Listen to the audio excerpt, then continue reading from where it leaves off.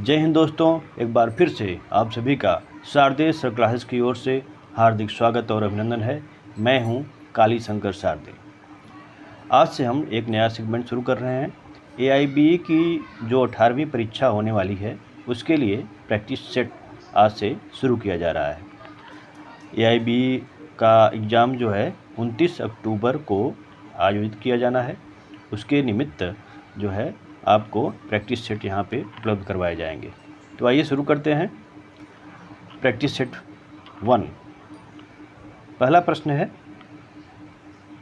विधिक संप्रभुता भारतीय संविधान में निवास करती है, न कि हम भारत के लोक में। यह विचारधारा व्यक्त की गई थी लखनऊ विकास प्राधिकरण बनाम AK गुप्ता के बाद में, शंकरी प्रसाद के बाद में, गोलकनाथ के बाद में, केशवानंद भारती के बाद में। प्रश्न है और 4 ऑप्शंस हैं, आपको उत्तर देना है। जब भी प्रैक्टिस सेट करिए तो कॉपी और पेन साथ में रख कर शुरू करिए। अपने आप से उत्तर देने का प्रयास करिए। इसका फ़ायदा बहुत ज़्यादा मिलता है एग्ज़ाम में। साथ में बेयर एक्ट भी आप रख सकते हैं विदाउट नोट्स वाले। यहाँ पे प्रश्न देखिए और तुरंत उसको खोजने का प्रयास करिए। इसका उत्तर देखते हैं। उत्तर है इसका डी, ठीक है। यानी कि केशवानंद भारती के बाद में जो है यह कहा गया कि विधिक संप्रभुता भारतीय संविधान में निवास करती है, न कि हम भारत के लोक में। आगे बढ़ते हैं। प्रश्न संख्या 2। भारत के संविधान की उद्देशिका में पंथ निरपेक्ष शब्द जोड़ा गया। ऑप्शंस हैं 39वें संविधान संशोधन द्वारा, 42वें संविधान संशोधन द्वारा, 43वें संविधान संशोधन द्वारा और 44वें संविधान संशोधन द्वारा। उत्तर इसका बी ऑप्शन, यानी कि 42वें संविधान संशोधन द्वारा। तीसरा प्रश्न है, किस वाद में प्रस्तावना को संविधान का अभिन्न अंग माना गया। ऑप्शन से बेरुबारी का वाद, मेनका गांधी का वाद, गोलकनाथ का वाद या केशवानंद भारती का वाद। उत्तर देने का प्रयास करिए। इसका उत्तर है डी, यानी कि केशवानंद भारती के वाद में जो है प्रस्तावना को संविधान का अभिन्न अंग माना गया। आगे बढ़ते हैं। प्रश्न संख्या है 4। राज्य शब्द के अंतर्गत न्यायपालिका भी सम्मिलित की जा सकती है। इस प्रकार का आदेश उच्चतम न्यायालय द्वारा निम्न अभिनिर्णित वाद में दिया गया। ऑप्शंस हैं AR अंतुले बनाम RS नायक, नरेश बनाम महाराष्ट्र राज्य, सभाजीत बनाम भारत संघ, टेकराज बनाम भारत संघ। इसका उत्तर है ए ऑप्शन, AR अंतुले बनाम RS नायक। अगला प्रश्न देखते हैं। अनुच्छेद 14 में वाक्यांश विधियों के समान संरक्षण को लिया गया है। कहाँ से लिया गया है। ऑप्शंस हैं ब्रिटिश संविधान से, अमेरिकन संविधान से, ऑस्ट्रेलियन संविधान से या उपर्युक्त में से कोई नहीं। विधियों के समान संरक्षण को कहाँ से लिया गया है। इसका उत्तर है बी ऑप्शन, यानी कि अमेरिकन संविधान से। अगला प्रश्न है, संविधान के अनुच्छेद 19 में प्रदत्त मूलभूत स्वतंत्रता प्राप्त है केवल भारत के नागरिकों को, भारत के नागरिकों एवं विदेशियों को, उपर्युक्त ए तथा बी दोनों को, और डी ऑप्शन है भारत में रहने वाले विदेशियों को।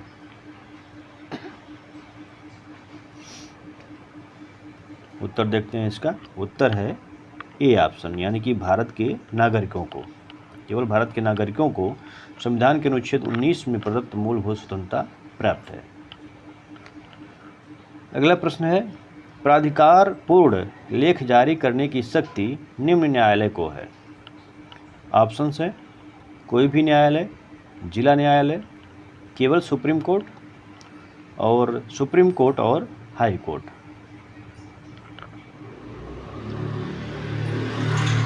इसका उत्तर है डी ऑप्शन, यानी कि सुप्रीम कोर्ट और हाई कोर्ट।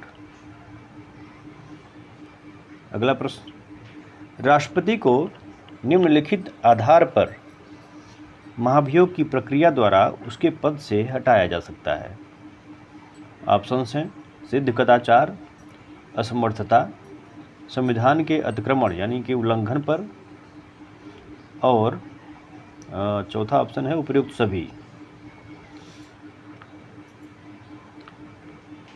इसका उत्तर है सी ऑप्शन, यानी कि संविधान के अतिक्रमण या उल्लंघन पर। अगला प्रश्न, भारत के संविधान के किस अनुच्छेद के अंतर्गत अंतर्राज्यीय परिषद का गठन होता है?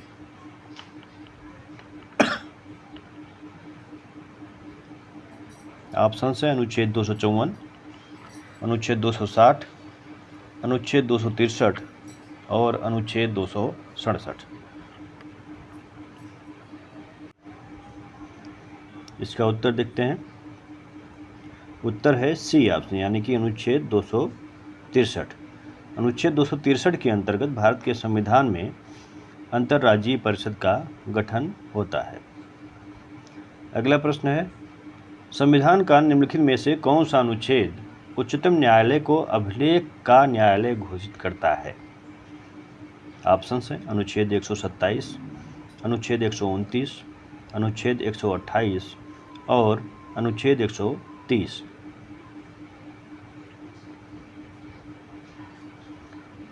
कौन सा अनुच्छेद उच्चतम न्यायालय को अभिलेख का न्यायालय घोषित करता है? इसका उत्तर है बी ऑप्शन, यानी कि अनुच्छेद 129। आगे बढ़ते हैं। भारतीय साक्ष्य अधिनियम में कितने अध्याय एवं धाराएं हैं? ऑप्शंस 164 धाराएं एवं 10 अध्याय, 167 धाराएं एवं 10 अध्याय, 167 धाराएं एवं 11 अध्याय, 167 धाराएं एवं 9 अध्याय। उत्तर है इसका सी ऑप्शन, 167 धाराएं एवं 11 अध्याय। अगला प्रश्न है, साक्ष्य अधिनियम की धारा 3 में इलेक्ट्रॉनिक अभिलेखों को किस तिथि से शामिल किया गया है? ऑप्शंस हैं 17 अक्टूबर 2000, 10 अक्टूबर 2000, 2 अक्टूबर 2000 और चौथा ऑप्शन है 14 नवंबर 2000। ठीक है, उत्तर देने का प्रयास करिए। उत्तर है इसका ए ऑप्शन, यानी कि 17 अक्टूबर 2000 को जो है धारा 3 में इलेक्ट्रॉनिक अभिलेखों को शामिल किया गया। अगला प्रश्न है, भारतीय साक्ष्य अधिनियम 1872 की निम्न किस धारा में बताया गया है कि साक्ष्य विवादक तथ्यों और सुसंगत तथ्यों का दिया जा सकेगा? ऑप्शन हैं धारा 3, धारा 4, धारा 5 और धारा 60।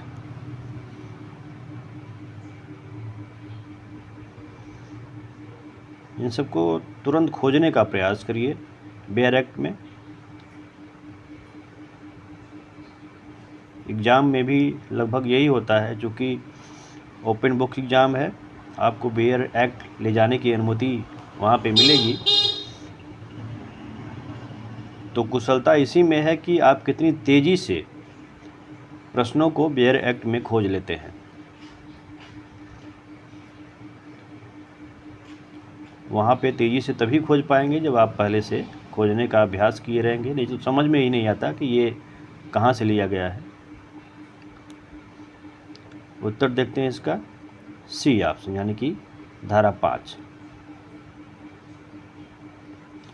अगला प्रश्न है, शिनाख्त परेड सुसंगत है? साक्ष्य अधिनियम की धारा 7 के अंतर्गत, साक्ष्य अधिनियम की धारा 8 के अंतर्गत, साक्ष्य अधिनियम की धारा 9 के अंतर्गत और साक्ष्य अधिनियम की धारा 11 के अंतर्गत। यहाँ देखिए जो ऑप्शंस हैं, धाराएं 7, 8, 9, 11, आसपास हैं। एक बार आप बेयरट खोलेंगे तो वो सब चारों के चारों ऑप्शन आपको सामने मिल जाएंगे, लेकिन एग्ज़ाम में ऐसा नहीं होगा। ठीक है, मान लीजिए पहला ऑप्शन 7 दे दिया, दूसरा 25 दे दिया, तीसरा 120 दे दिया, इस टाइप से कि पर्याप्त गैप रहेगा, आपको खोजने में समय लगे। इसका उत्तर देखेंगे, इसका उत्तर है सी ऑप्शन, धारा 9 के अंतर्गत। प्रश्न है, आर बनाम ब्लैक का वाद भारतीय साक्ष्य अधिनियम की किस धारा से संबंधित है? ऑप्शन से धारा 9 से, धारा 10 से, धारा 11 से, धारा 13 से। उत्तर इसका बी ऑप्शन यानी कि धारा 10 से। अगला प्रश्न, स्वीकृतियां एडमिशन ऑप्शन से निश्चायक एक सबूत होती हैं, विबंध के रूप में प्रवर्तित हो सकती हैं, हमेशा असंगत होती हैं, उपर्युक्त में से कोई नहीं। उत्तर है इसका बी ऑप्शन, विबंध के रूप में प्रवर्तित हो सकती हैं स्वीकृतियां। आगे देखते हैं, भारतीय साक्ष्य अधिनियम की किस धारा में सार्वजनिक दस्तावेजों का उल्लेख है? धारा 72, धारा 73, धारा 74, धारा 75। किस धारा में सार्वजनिक दस्तावेजों का उल्लेख मिलता है? आपको खोज के बताना है। उत्तर है इसका सी ऑप्शन यानी कि धारा 74 में। आगे बढ़ते हैं, भारतीय दंड संहिता 1860 को अधिनियमित किया गया था। कब?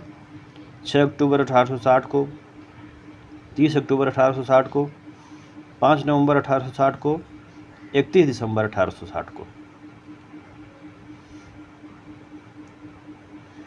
उत्तर देखते हैं इसका ए ऑप्शन यानी कि 6 अक्टूबर 1860 को भारतीय दंड संहिता 1860 को अधिनियमित किया गया था। अगला प्रश्न है, पुरुष परिभाषित है कहाँ पर? भारतीय दंड संहिता की धारा 13 में, भारतीय दंड संहिता की धारा 9 में, भारतीय दंड संहिता की धारा 11 में और भारतीय दंड संहिता की धारा 10 में।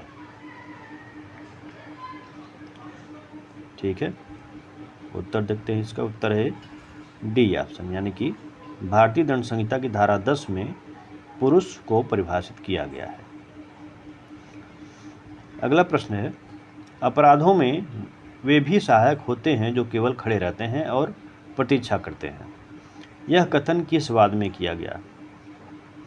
ऑप्शंस हैं, महबूब शाह बनाम एम्परर, बारिंद्र कुमार घोष बनाम एम्परर, आर बनाम प्रिंस, सिराज बनाम डी रुटजेन। उत्तर है इसका बी ऑप्शन, बारिंद्र कुमार घोष बनाम एम्परर। आगे देखते हैं, भारतीय दंड संहिता के अधीन कितने प्रकार के दंडों की व्यवस्था की गई है? 2, 5, 4 और 7। भारतीय दंड संहिता के अधीन कितने प्रकार के दंडों की व्यवस्था की गई है? उत्तर है इसका बी यानी कि 5 प्रकार के। अगला प्रश्न है, भारतीय दंड संहिता की कौन सी धारा कहती है कोई अपराध नहीं है जो दुर्घटना से घटित होता है? ऑप्शन हैं, भारतीय दंड संहिता की धारा 79, भारतीय दंड संहिता की धारा 78, भारतीय दंड संहिता की धारा 80, उपरोक्त में से कोई नहीं।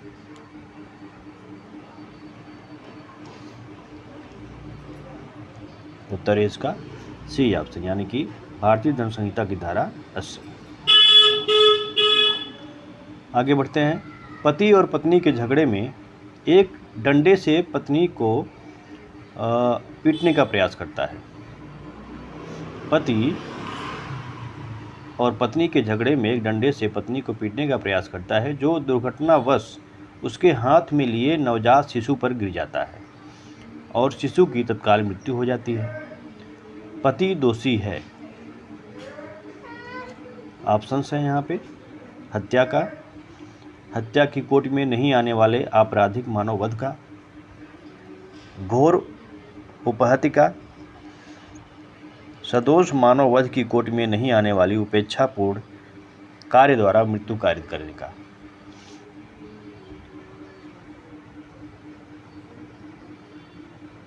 उत्तर है इसका सी ऑप्शन, यानी कि घोर उपहत्या का। आगे बढ़ते हैं। भारतीय दंड संहिता के अंतर्गत एक शिशु को अपराध करने में सक्षम समझ लिया जाता है कब? ऑप्शन है। जब वह 7 वर्ष से कम आयु का हो, जब वह 7 वर्ष से अधिक परंतु 12 वर्ष से कम आयु का हो, जब वह पूरा 7 वर्ष का हो, जब वह 12 वर्ष से कम उम्र का हो। उत्तर है इसका बी ऑप्शन, यानी कि जब वह 7 वर्ष से अधिक परंतु 12 वर्ष से कम आयु का। आगे बढ़ते हैं। क को एक चीता उठाकर ले गया। ख ने क को बचाने के लिए चीते पर बंदूक चलाई और गोली से क मर गया। ख जानता था कि गोली क को लग सकती है, किंतु उसका अभिप्राय क को मारने का नहीं था। ख के पास जो बंदूक थी उसका लाइसेंस नहीं था। इस स्थिति में निम्न कथनों में से कौन सा एक कथन सही है? ऑप्शंस हैं। ख ने शस्त्र अधिनियम के अंतर्गत अपराध किया है। ख ने धारा 302 भारतीय दंड संहिता का अपराध किया है। ख ने धारा 304 द्वितीय भारतीय दंड संहिता का अपराध किया है। ख ने कोई अपराध नहीं किया है।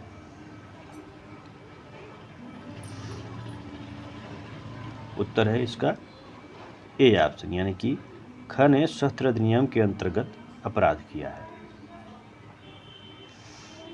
आगे बढ़ते हैं। व्यवहार प्रक्रिया संहिता 1908 के अंतर्गत डिक्री को परिभाषित किया गया है। इसकी किस धारा में? ऑप्शन हैं। धारा 2(1) में, धारा 2(2) में, धारा 2(a) में या धारा 2(b) में। उत्तर है इसका बी ऑप्शन, यानी कि धारा 2(2) में। दीवानी प्रक्रिया संहिता की निम्नलिखित धाराओं में से कौन सी आदेश को परिभाषित करती है? ऑप्शन हैं। धारा 2(2), धारा 2(9), धारा 2(14) या धारा 2(15। उत्तर है इसका सी ऑप्शन, यानी कि धारा 2(14). सिविल प्रक्रिया संहिता की किस धारा में प्रांग न्याय का सिद्धांत संबंधित उपबंध दिया गया है? ऑप्शन हैं। धारा 11, धारा 10, धारा 12, धारा 13। ठीक है, प्रांग न्याय का सिद्धांत जो है किस उपबंध, प्रांग न्याय का सिद्धांत संबंधित उपबंध किस धारा में दिया गया है? उत्तर है इसका धारा 11, यानी कि ए ऑप्शन। अगला प्रश्न है। एक्स दिल्ली में रहता है। वाई के विरुद्ध मानहानि जनक कथनों का प्रकाशन कलकत्ता में करता है। वाई एक्स के विरुद्ध दावा कर सकता है। कहाँ पर? सिर्फ दिल्ली में, सिर्फ कलकत्ता में, भारत में किसी भी जगह, या तो दिल्ली में या कलकत्ता में। उत्तर इसका डी ऑप्शन, यानी कि या तो दिल्ली में या कलकत्ता में। अगला प्रश्न है। सीपीसी में पुनरीक्षण के लिए आवेदन किस धारा के तहत किया जा सकता है? पुनरीक्षण के लिए आवेदन किस धारा के तहत किया जा सकता है? ऑप्शन हैं। धारा 114, धारा 115, धारा 116, धारा 113। उत्तर है इसका बी ऑप्शन, यानी कि धारा 115। अगला प्रश्न है। अगर प्रतिवादी जेल में है तो समन की तामील की जा सकती है। कैदी को सौंपकर, डाक से, जेल पर चिपकाकर, प्रतिवादी पर तामील के लिए जेल के भारसाधक अधिकारी को सौंपकर। उत्तर है इसका डी, यानी कि प्रतिवादी पर तामील के लिए जेल के भारसाधक अधिकारी को सौंपकर। आगे बढ़ते हैं। व्यवहार प्रक्रिया संहिता 1908 का आदेश 7 नियम 1 संबंधित है। ऑप्शंस हैं अभिवचनों अर्थ से, लिखित कथन से, वाद पत्र में अंतर्विष्ट की जाने वाली प्रविष्टियों से, और उपयुक्त में से कोई नहीं। ठीक है।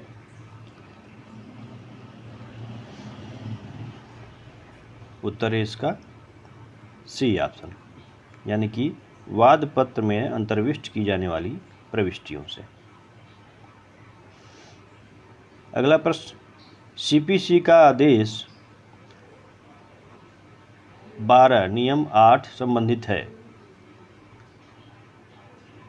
ऑप्शंस हैं तथ्य को स्वीकार करने का नोटिस, दस्तावेज स्वीकार करने का नोटिस, दस्तावेजों को पेश करने का नोटिस, ए और बी दोनों। उत्तर है इसका सी, दस्तावेजों को पेश करने का नोटिस। निम्नलिखित में से किस मामले में उच्चतम न्यायालय ने कहा है कि जब मुकदमे की सुनवाई शुरू हो गई है तो उसे दिन प्रतिदिन जारी रखा जाना चाहिए। ऑप्शन हैं एम.वी. शास्त्री बनाम गोपाल कृष्णा भट्ट, राम नारंग बनाम रमेश नारंग, लक्ष्मण दास बनाम जगत राम, बजाज ऑटो लिमिटेड बनाम टीवीएस मोटर कंपनी।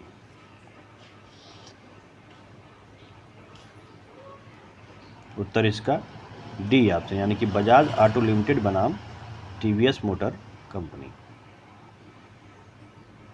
अगला प्रश्न है, किस प्रावधान के अंतर्गत अकिंचन वाद प्रस्तुत कर सकता है। ऑप्शन है आदेश 33 नियम 1, आदेश 33 नियम 2, आदेश 33 नियम 4, आदेश 33 नियम 5।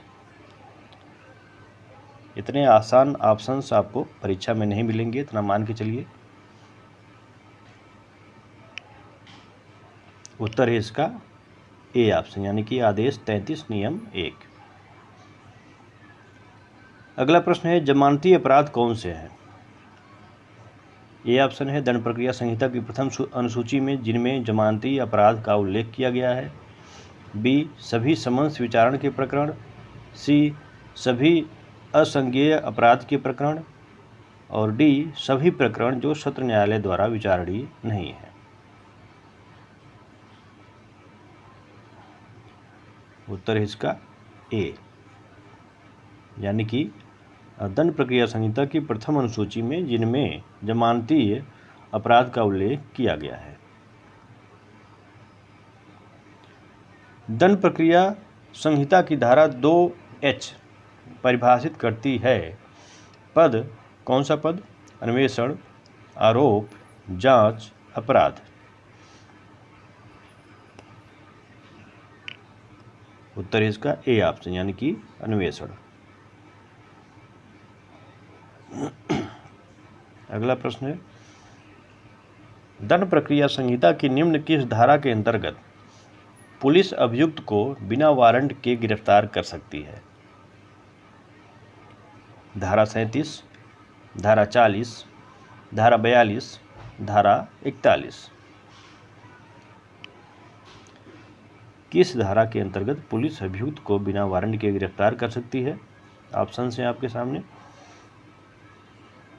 उत्तर है इसका डी, यानी कि धारा 41। दंड प्रक्रिया संहिता की कौन सी धारा सैन्य बलों के सदस्यों को गिरफ्तारी से सुरक्षा प्रदान करने का प्रावधान करती है। धारा 41, धारा 45, धारा 46, धारा 50। उत्तर है इसका बी ऑप्शन, यानी कि धारा 45। अगला प्रश्न है, अपराध प्रक्रिया संहिता की किस धारा के अंतर्गत तलाशी वारंट जारी किया जा सकता है? धारा 93, धारा 95, धारा 100 और धारा 105।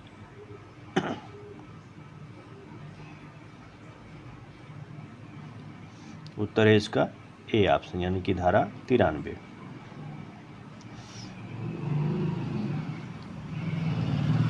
अगला प्रश्न, दंड प्रक्रिया संहिता की कौन सी धारा के अधीन संविदाकारी राज्य परिभाषित है? ऑप्शन है धारा 105, धारा 105A, धारा 106, धारा 104B।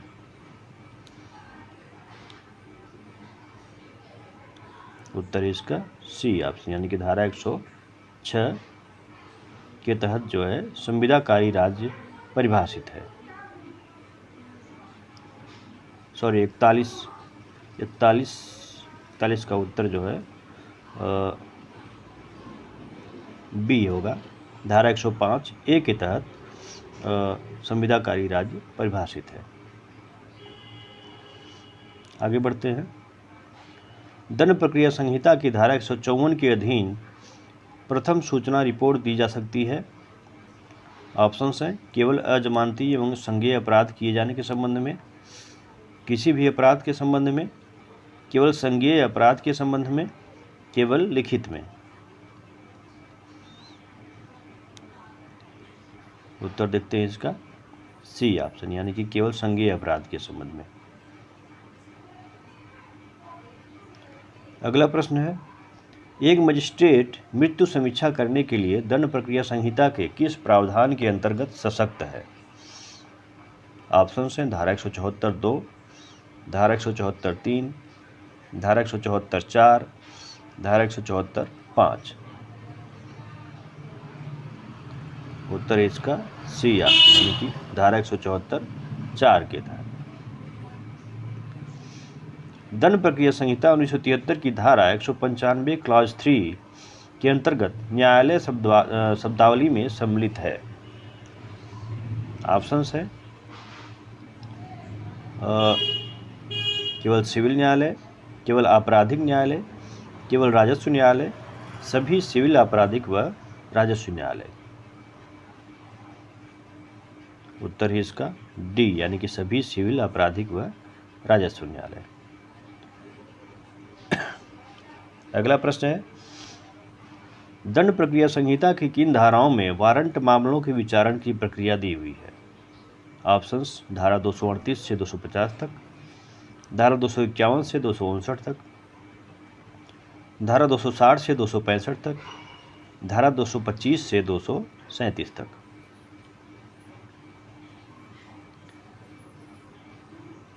उत्तर है इसका ए ऑप्शन, यानी कि धारा 238 से 250 तक।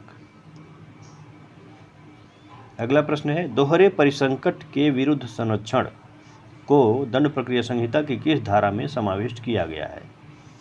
ऑप्शन हैं धारा 302, धारा 300, धारा 308, धारा 304।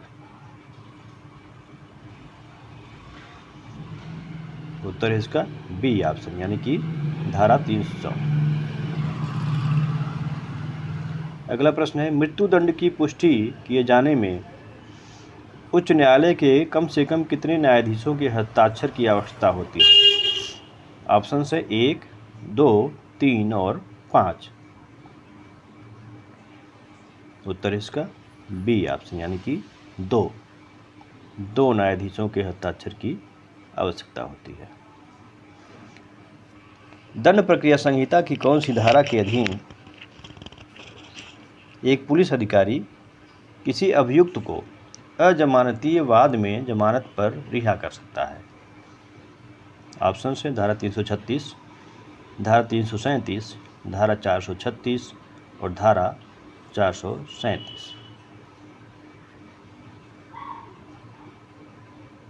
उत्तर इसका डी ऑप्शन, यानी कि धारा 437। अगला प्रश्न है, सिद्ध दोष के मृत्यु दंडादेश का निष्पादन जब तक वह मर न जाए तब तक गर्दन से लटकाकर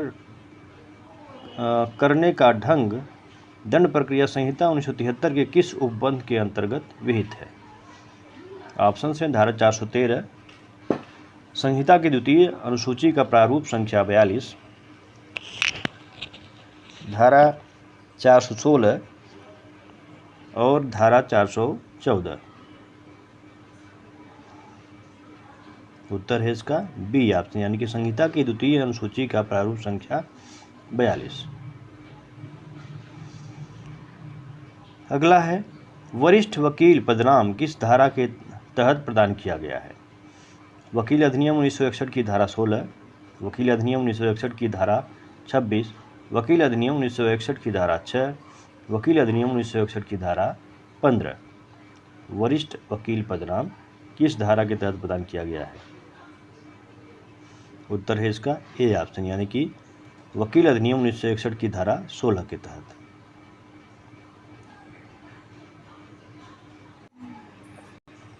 अगला प्रश्न है जनहित याचिका की अवधारणा को भारतीय न्यायिक प्रणाली में किसने शुरू किया गया? किसके द्वारा शुरू किया गया? ऑप्शन से M Hidayatullah, A M Ahmadi, A S Anand, P N Bhagwati.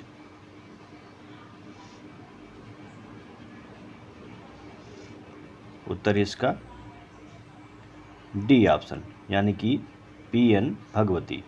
जनहित याचिका की अवधारणा को भारतीय न्यायिक प्रणाली में पी एन भगवती ने शुरू किया था।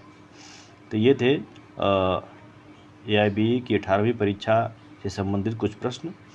पहला पार्ट है ये, इसका दूसरा पार्ट हम जल्द ही लेकर आएंगे। तब तक के लिए जय हिंद।